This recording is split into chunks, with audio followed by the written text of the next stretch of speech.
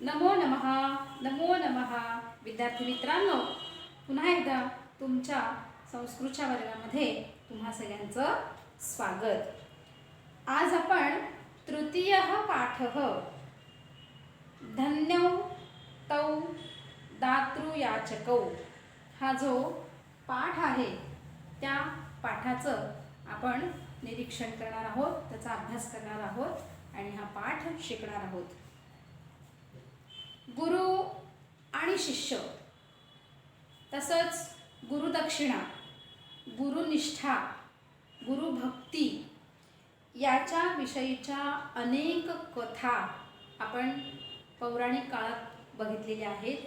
आजही गुरु शिष्याचं नातं हे तेवढंच उदात्त आहे आणि आजही गुरुनिष्ठा असणारे विद्यार्थी, त्याचप्रमाणे शिष्यप्रिय शिक्षक हे आपल्याला आजही आढळून येतात. मग ही जी कथा आहे, ही कथा पौराणिक काळातलीच आहे. आलं का लक्षामध्ये? ही कथा पौराणिक काळातलीच आहे. महाकवी कालिदासाचं नाव सगळ्यांनाच माहीत आहे. संस्कृतचा प्रतिभावान महाकवी, प्रतिभा संपन्न असा हा महाकवी आहे आणि त्यांनी रघुवंशम नावाचं महाकाव्य लिहिलं. या महाकाव्यामध्ये 5व्या सर्गातला हा एक छोटासा प्रसंग इथे कवीने सांगितलेला आहे. ही जी कथा आहे ही मुळातच गुरु शिष्याचं नातं, राजा कसा असावा, दिलेलं वचन पाळणारा राजा आणि त्याचप्रमाणे यथा राजा तथा प्रजा या उक्तीनुसार त्या राज्यातील लोकसुद्धा आपल्या वचनाला किती जागणारे होते. गुरुवर भक्ती आहे, त्या भक्तीपोटी काहीही करायचं असा शिष्य त्या काळापासून सुद्धा आहे आणि आजही आहे, यात कुठल्याही प्रकारची शंका नाही. मग काय आहे ही कथा? त्या कथेचा थोडक्यात सारांश मी तुम्हाला मराठीमध्ये सांगते आणि नंतर आपण संस्कृतच्या अभ्यासाकडे वळूयात. तर एक तपोवन असतं आणि या तपोवनामध्ये वरतंतू नावाचे ऋषी राहत होते. ऋषींचा आश्रम होता. त्या काळामध्ये गुरुकुल पद्धत होती आणि या गुरुकुल पद्धतीच्या नियमानुसार वयाच्या 8व्या वर्षी मौंज झाली की आई वडील किंवा राजघराण्यातली मुलं त्या गुरुच्या घरी जात आणि अध्ययन घेत. तर अशा या ऋषींच्या आश्रमामध्ये अनेक शिष्य होते. अर्थात ऋषी कसे होते? अत्यंत निपुण, तज्ज्ञ, आपल्या विषयामध्ये पारंगत आणि अत्यंत प्रेमाळू, ज्याला आपण वत्सल म्हणतो, असे हे शिष्यांच्या वर मुलाप्रमाणे प्रेम करणारे असे हे शिष्य वत्सल आचार्य होते आणि त्यांच्या आश्रमामध्ये खूप विद्यार्थी शिक्षण घेत होते. त्या सर्व शिष्यांमध्ये एक कौत्स नावाचा विद्यार्थी होता. आता अनेक विद्यार्थी असतात, ते आपापल्या परीने शिक्षण घेत असतात. काही विद्यार्थी खूप हुशार असतात, काही विद्यार्थी आपापल्या बुद्धीनुसार शिक्षण घेत असतात. तर हा जो बटू होता, हा जो शिष्य होता, याची आपल्या गुरुवर प्रचंड निष्ठा होती. गुरुनिष्ठा ही त्याच्या नसानसामध्ये होती आणि सगळं अध्ययन संपलं आणि आता घरी जाण्याची वेळ आली. गुरुने सुद्धा आज्ञा दिली की तुझं आता शिक्षण पूर्णतः संपलेलं आहे, तू घरी जाऊ शकतोस.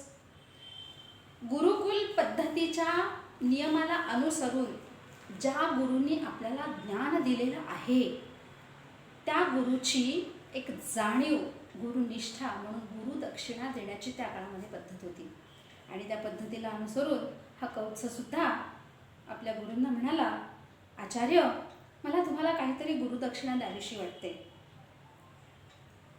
गुरूंना खूप आनंद वाटला. त्यांना बरं वाटलं की हा शिष्य खरोखरच चांगला आहे, पण कुठल्याही प्रकारच्या पैशाची, कुठल्याही प्रकारच्या गुरुदक्षिणेची अपेक्षा न ठेवणारे विद्यार्थ्यांकडून काय घ्यायचं?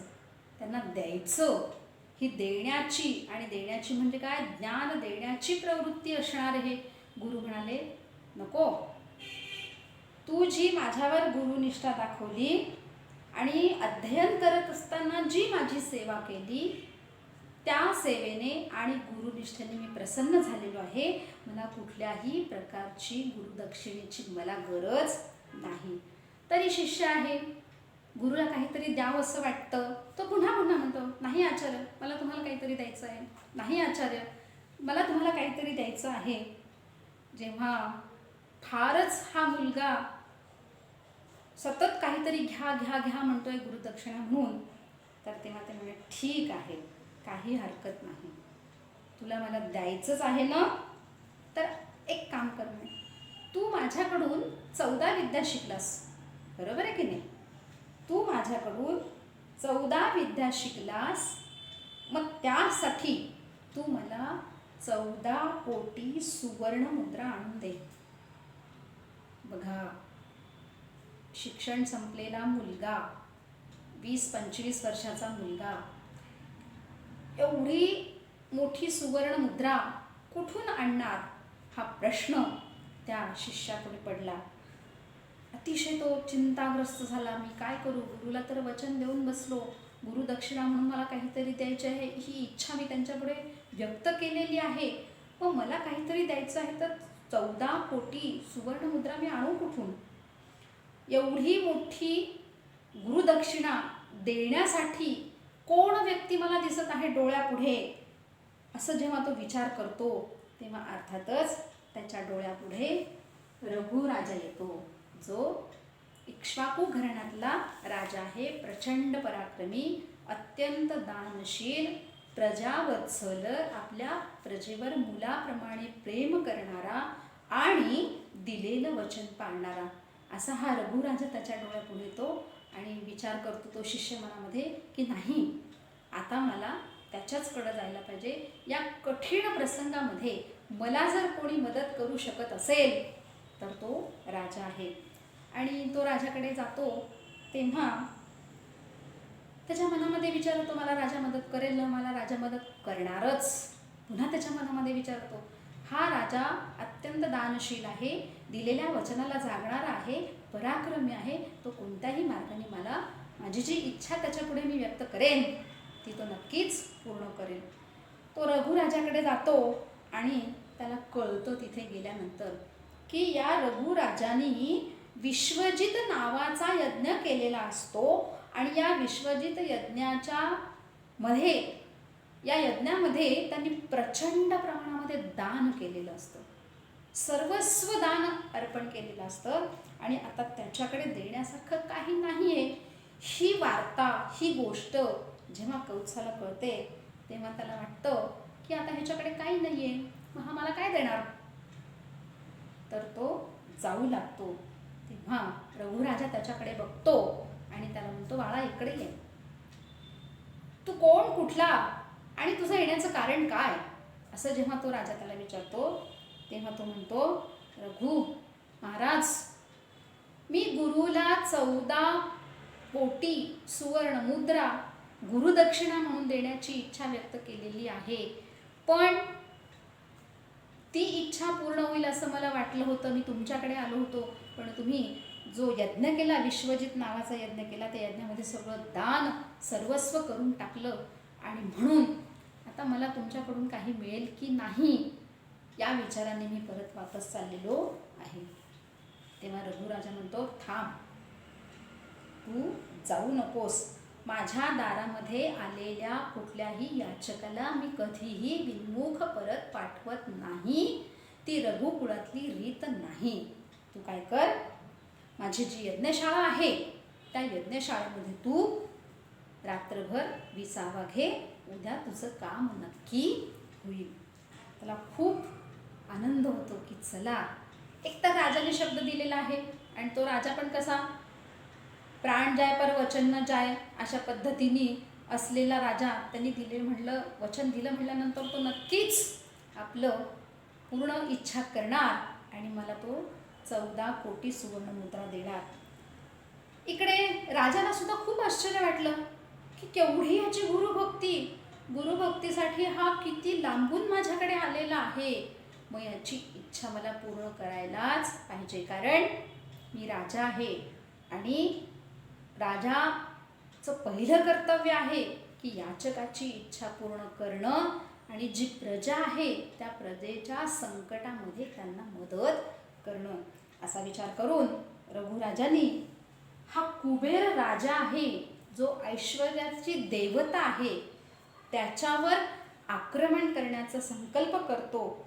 आणि जेव्हा हा संकल्प कुबेर राजाला कळतो तेव्हा प्रचंड पराक्रमी असलेला रघुराजा आपल्यावर आक्रमण करून येणार, आपलं सर्वस्व धन लुटून नेणार आणि माझा पराभव करणार, या भीतीने आधीच त्यांनी काय केलं, सगळ्या सुवर्णमुद्रांची सुवर्णवृष्टी त्याच्यावर केली आणि तो म्हणाला की आता माझं काम झालं. ते बघून रघुराजा अर्थातच संतुष्ट झाला की मला जे पाहिजे होतं ते मिळालं. आणि त्यांनी आक्रमण करण्याचं मागे घेतलं आणि त्यांनी त्या कौत्साला बोलावलं की ये आणि ह्या सगळ्या सुवर्णमुद्रा तुझ्या. बघा राजा किती दानशील होता, त्याला पाहिजे तेवढा देऊ शकला असता तो. तुला 14 कोटी सुवर्णमुद्रा पाहिजे ना, तेवढ्या घे आणि बाकीच्या माझ्या राहू दे. पण निस्पृह, निर्लोभी, कुठल्याही प्रकारची पैशाची अपेक्षा नसणारा असा हा राजा त्या कौत्साला म्हणतो की जा ह्या सगळ्या सुवर्णमुद्रा घेऊन जा. कौत्स पण तेवढाच निस्पृह, तो पण तेवढाच निर्लोभी, तोही तेवढाच पैशाची हाव नसणारा. तो म्हणतो महाराज नाही, मी माझ्या गुरुला फक्त 14 कोटी सुवर्णमुद्रा देण्याचं वचन दिलेलं आहे, मी तेवढ्याच घेणार, बाकीच्या मला पैशाची गरज नाही, बाकीच्या मला सुवर्ण मुद्राची अजिबात गरज नाही. मला जेवढं पाहिजे तेवढंच मी घेणार आणि द्यायचं असेल तर तुम्ही पुन्हा वापस दुसऱ्या कोणाला तरी देऊन टाका. अशा प्रकारे सुवर्ण मुद्रा तो घेतो, 14 कोटी सुवर्ण मुद्रा घेतो आणि याच्यापुढे मला कुठल्याही प्रकारची अपेक्षा नाही असं म्हणून तो तिथून निघून जातो. खरोखरच मुलांनो एक लक्षात ठेवण्यासारखं आहे, राजा सुद्धा सगळं धन करू इच्छित असता जेवढं पाहिजे तेवढंच घेणारा कौत्स शिष्य आणि सगळं घेऊन जा म्हणणारा तो रघुराजा, हे दोघेही काय आहेत, श्रेष्ठ आहेत. आणि अशी ही श्रेष्ठत्वाची परंपरा आपल्या भारतीय संस्कृतीला लाभली. त्यामुळे ती कथा ऐकणारे तुम्ही आणि सांगणारी मी, आपण सुद्धा कसे आहोत, धन्य आहोत. बघा मुलांना या पाठातून आपल्याला काहीतरी घ्यायचं आहे. या पाठामध्ये 4 पात्र सांगितलेली आहेत. 4 पात्र. पहिलं पात्र कुठलं आहे, वरतंतु ऋषी. दुसरं कोण आहे, त्यांचाच शिष्य कौत्स्य. राजा रघु. आणि चौथं जे पात्र आहे ते कुबेर राजा. या 4ही पात्रांचं जेव्हा आपण निरीक्षण करतो, जेव्हा आपण अवलोकन करतो, पाठाच्या माध्यमातून जेव्हा त्यांची स्वभाव वैशिष्ट्ये बघतो, तेव्हा अनेक प्रकारची स्वभाव वैशिष्ट्ये आपल्याला त्याच्यातून दिसून येतात. जर आपण एक एक गुण जर बघितला तर अर्थातच काय दिसून येतं, वरतंतु ऋषी कसे आहेत, त्यांचा स्वभाव जर बघितला तर ते अत्यंत निपुण, अध्यापनात निपुण,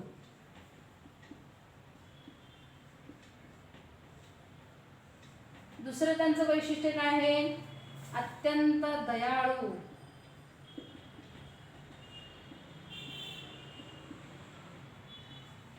तिसरं वैशिष्ट्य काय आहे त्यांचं, शिष्याकडून कुठल्याही प्रकारची अपेक्षा न ठेवणारे.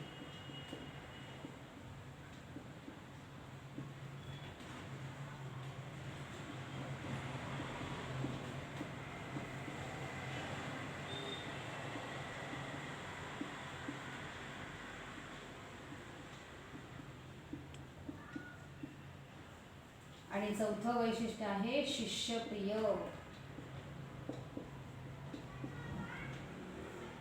ही स्वभाव वैशिष्ट्ये आपल्याला या पाठातून गुरुची दिसून येतात. त्याच्यानंतर कौत्स कसा आहे? गुरुवर निष्ठा असणारा.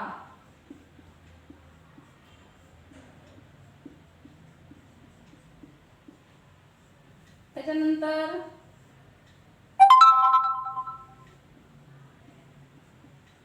गुरुदक्षिणा देणारा. तिसरं काय वैशिष्ट्य आहे? हवे तेवढेच धन स्वीकारणारा.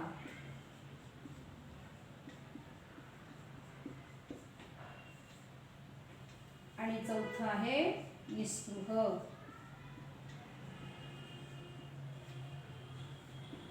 बघा, अशी अनेक वैशिष्ट्ये आपल्याला या कौत्स शिष्याचे सुद्धा दिसून येतात. रघुराजा कसा आहे? अत्यंत पराक्रमी.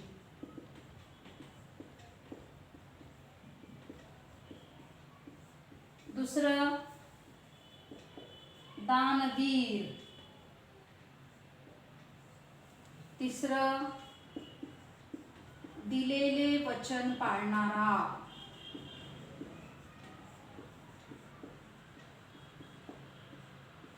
आणि चौथं आणि सगळ्यात महत्त्वाचं प्रजेचे संकटात रक्षण करणारा.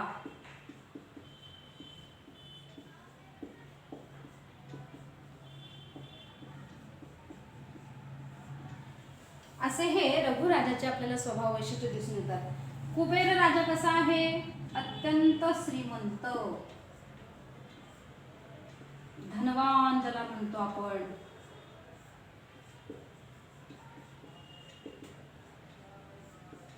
दुसरा अपयशाने घाबरून जाणारा. अपयश येईल या भीतीने घाबरणारा.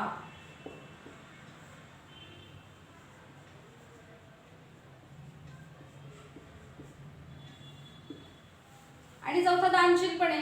सगळं धन त्यांनी आपलं त्या रघुराजाला दिलं, हो की नाही? म्हणजे दानवीर पण आहे.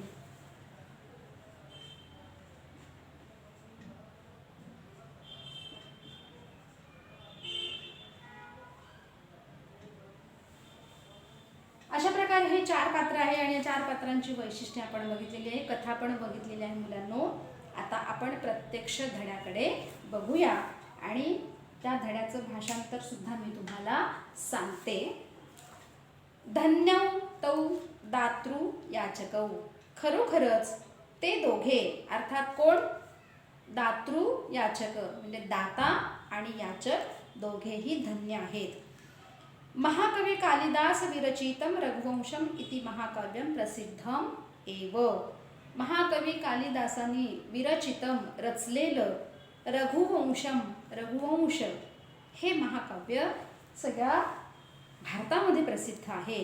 तत्र पंचमे सर्गे महाराजस्य रघोः जीवने घटितं प्रसंगम कवीही वर्णयति. या रघुवंशाच्या 5व्या सर्गामध्ये महाराजाच्या जीवनातला घडलेला, घटितम म्हणजे घडलेला छोटासा प्रसंग या ठिकाणी महाकवी कालिदासाने वर्णन केलेला आहे. रघुः विश्वजित यज्ञम अकरोत्. रघुराजांनी विश्वजित यज्ञ केला. अस्मिन् यज्ञे सह सर्वं धनं दानरूपेण अयच्छत् रिक्तकोशः च अभवत्. आणि या यज्ञाच्या प्रित्यर्थ जो यज्ञ केला, असं म्हणतात यज्ञ केल्यानंतर दान भरपूर करावं आणि दानीपणा असणं हे रघुराजाचं स्वभावाचं वैशिष्ट्यच आहे. त्यांनी सगळं धन दान करून टाकलं आणि रिक्तकोशः, आपला जो खजिना आहे तो सगळा खजिना त्यांनी रिक्त करून टाकला.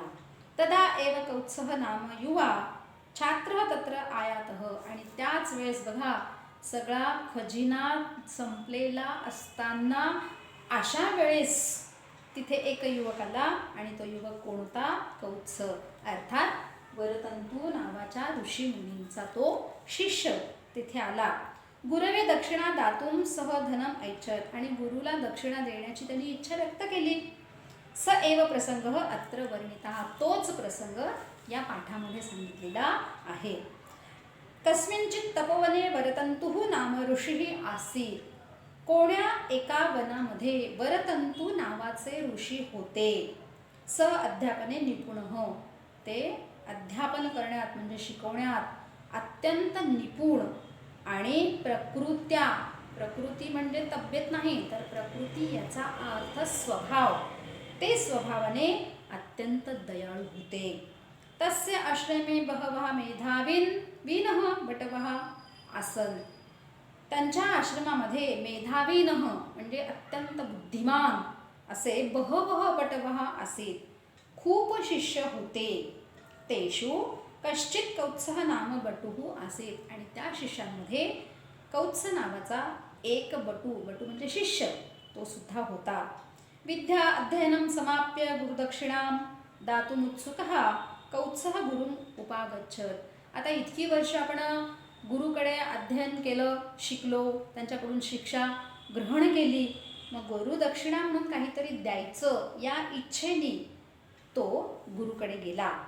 सविनयं च स्वस्य इच्छां गुरवे अकथयत, आणि सविनय अतिशय नम्रतेने आपली इच्छा त्यांनी व्यक्त केली. बघा, या कौत्साचं आणखीन एक वैशिष्ट्य आहे, स्वभाव वैशिष्ट्य, तो म्हणजे नम्रपणा.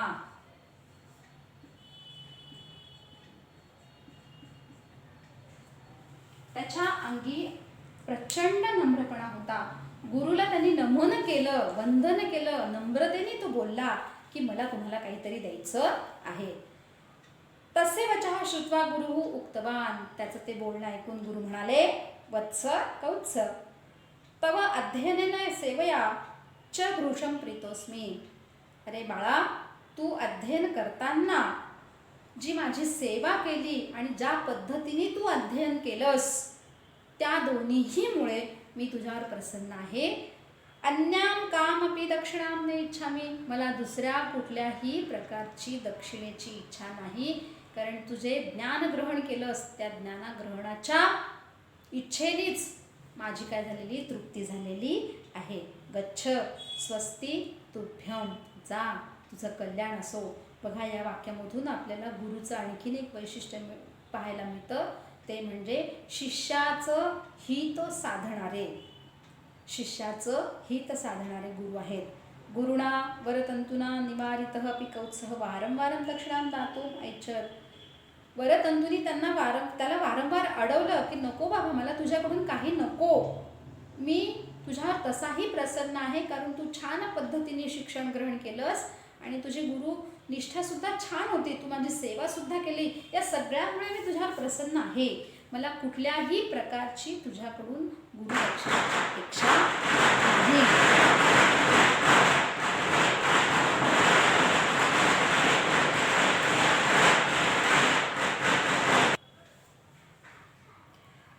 तदा तं परीक्षितुं वरतंतुः अकथयत्. तेव्हा त्यांना वाटलं की ठीक आहे यार, आपल्याला काही द्यायचंच आहे का, आता आपण याची परीक्षा घेऊयात. बघा, विद्यार्थ्यांची तावून सुलाखून परीक्षा घेणारे असे हे आचार्य होते. हा एक त्यांच्या स्वभावाचा गुण सुद्धा आपल्याला दिसून येतो. त्वया मम सकाशात 14 विद्याः अधीताः, तू माझ्याकडून 14 विद्या शिकलास, अतः म्हणून 14 कोटी सुवर्णमुद्राः आनय, मला 14 कोटी सुवर्णमुद्रा तुम्हाला आणून दे.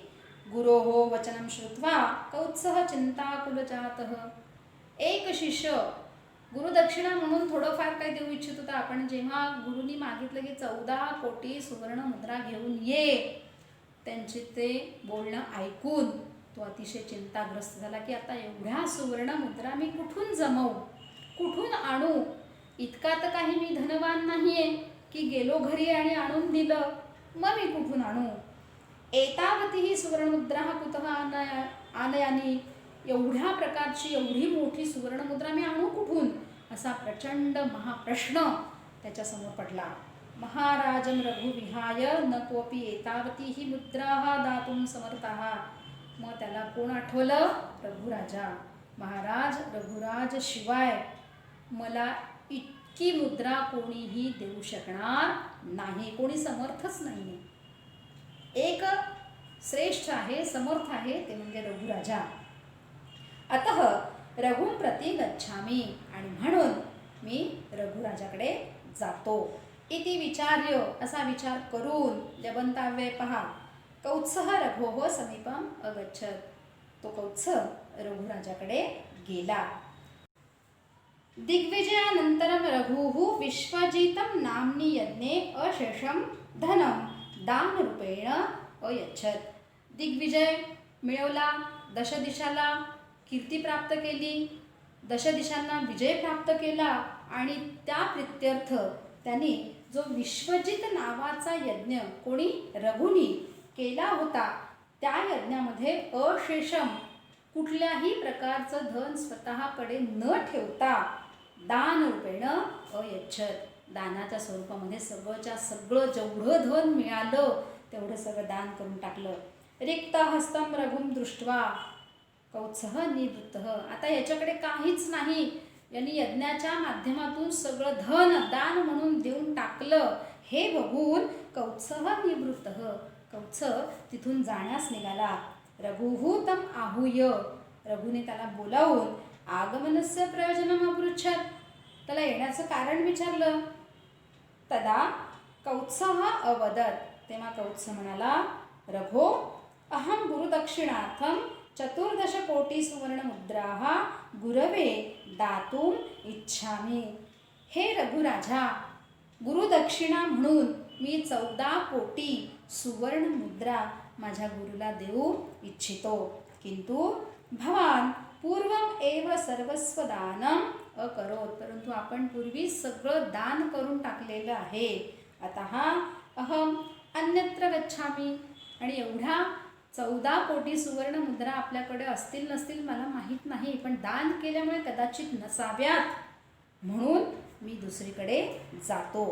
रघुः अवदत, तेव्हा रघु म्हणाला, हे कौत्सा तिष्ठ, हे कौत्सा थांब, मम यज्ञशालायां विश्रामं कुरु, तू माझ्या यज्ञशाळेमध्ये विश्राम कर. अहम निश्चयेन तव सहाय्यं करोमि, मी नक्कीच ठामपणे सांगतो की मी तुला नक्की मदत करेन.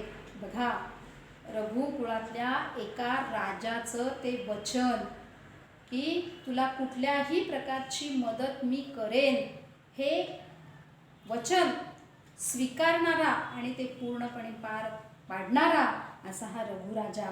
आणखीन एक त्याचं वैशिष्ट्य आपल्याला दिसून येतं की आपली जर प्रजा संकटामध्ये आहे तर राजा म्हणून त्या संकटातून त्या प्रजेचं निवारण करणं हे माझं कर्तव्य आहे. म्हणून तो त्याला म्हणाला की तू थांब, मी नक्कीच तुला काय करेन, मदत करेन. कौत्सस्य गुरुभक्त्या प्रभावितः रघुः कुबेरम आक्रांतुम संकल्पम अकरोत. कौत्सची ती गुरुभक्ती, ते गुरुप्रेम, ती गुरुनिष्ठा बघून हा रघुराजा अत्यंत प्रभावित झाला आणि त्यांनी कुबेरावर आक्रमण करण्याचा संकल्प केला. कुबेरावर आक्रमण का? जर त्याच्यावर आपण आक्रमण केला तर आपण त्याच्याकडून प्रचंड प्रमाणात पैसा मिळवू शकतो, सुवर्णमुद्रा मिळवू शकतो आणि ती आपण या कौत्साला देऊ शकतो. या विचाराने त्यांनी त्याच्यावर आक्रमण करण्याचा संकल्प केला. कुबेरः रघोः भयात आक्रमणात पूर्वमेव प्रभुतां सुवर्णवृष्टीम अकरोत.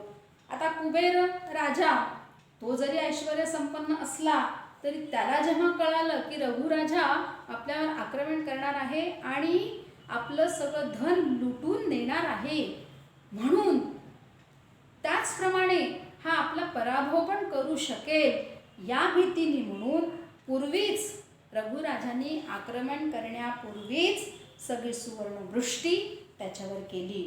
तद दृष्ट्वा, ते बघून, संतुष्टः रघुः कौत्सम आहूय, संतुष्ट झालेल्या रघुने त्या कौत्साला बोलावून सर्वं सुवर्णम तस्मै दातुम ऐच्छत, हे सगळं सोनं मी तुला देऊ इच्छितो असं तो त्याला म्हणता झाला. किंतु निस्पृह कौत्सः अवदत, निस्पृह निर्लोभी जास्त पैशाची अपेक्षा नसणारा, जेवढं पाहिजे तेवढंच घेणारा कौत्स म्हणाला, भोः राजन अहम केवलम गुरुदक्षिणार्थम 14 कोटी सुवर्णमुद्राः अभिलषामि. हे राजा, मला फक्त गुरुदक्षिणा म्हणून 14 कोटी सुवर्णमुद्राची इच्छा आहे. न वांछामि अधिकम. वांछ म्हणजे आकांक्षा. मला जास्त धनाची बिलकुल आकांक्षा नाही, अपेक्षा नाही, इच्छा नाही. राजा सर्वस्वं दातुम ऐच्छत किंतु याचकः अधिकम आदातुम न अभ्यलषत. म्हणजेच राजा सगळं काही देत होता तरी तुझा याचक म्हणजे याचक कोणता? कौत्स जास्त काही घेण्यास इच्छुक नव्हता. अनेन प्रसंगेन या प्रसंगामुळे दानशूर रघुः तथा निरीच्छ कौत्सः. दानशूर रघु आणि निरीच्छ कुठल्याही प्रकारची अति इच्छा नसणारा कौत्स च द्वौ अपि हे दोघेही साकेत जनानाम अर्थात अयोध्यामध्ये राहणाऱ्या लोकांसाठी पूजनीयौ अभवताम नक्कीच आदरणीय ठरले. आणि तुम्ही कथा ऐकणार सुद्धा या धड्यातून काहीतरी नक्कीच घेताल. कुठल्याही प्रकारचा अतिलोभ करू नका, हे तुम्ही लक्षात घ्या. या पाठाच्या माध्यमातून आपल्याला नक्कीच काही गोष्टी छान छान शिकायला मिळतात. खूप सुंदर प्रकारचा उपदेश मिळतो. एकतर आचार्य कसे असावेत, श्रेष्ठ, आदर्श, शिकवण्यात निपुण, त्याच्यानंतर प्रकृतीने अत्यंत दयाळू, प्रकृती म्हणजे स्वभाव. शिष्य कसा असावा तर आपल्या गुरुवर प्रचंड निष्ठा असणारा, त्यांना काहीतरी देण्याची इच्छा असणारा.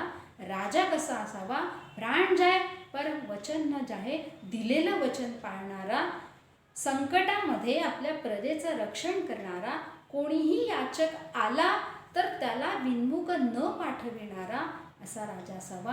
हे 4 पात्र आहेत आणि संकटाला घाबरू नये. याचंच उत्तम उदाहरण म्हणजे रघुराजा आहे.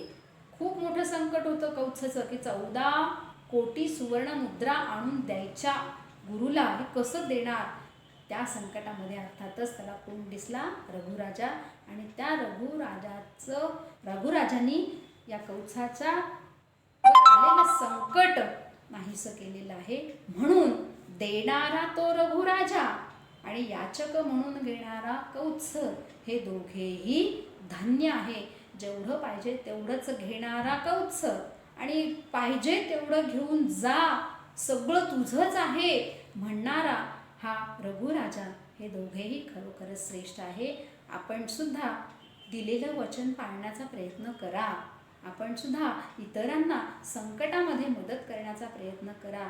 आपणही यथाशक्ती यथामती दान देण्याचा प्रयत्न करा. दिलेलं वचन पाळण्यासाठी आपल्याला जेवढं शक्य होईल तेवढंच वचन द्या आणि ते मात्र येन केन प्रकारेण वचन पाळण्याचा प्रयत्न करा. हाच मोठा उपदेश आपल्याला या पाठातून घ्यायचा आहे. आणखीन एक महत्त्वाचं आहे, गुरु शिष्याचं नातं किती छान असतं हे सुद्धा आपल्याला या पाठातून शिकायला मिळतं. या ठिकाणी आपण इथे थांबूया.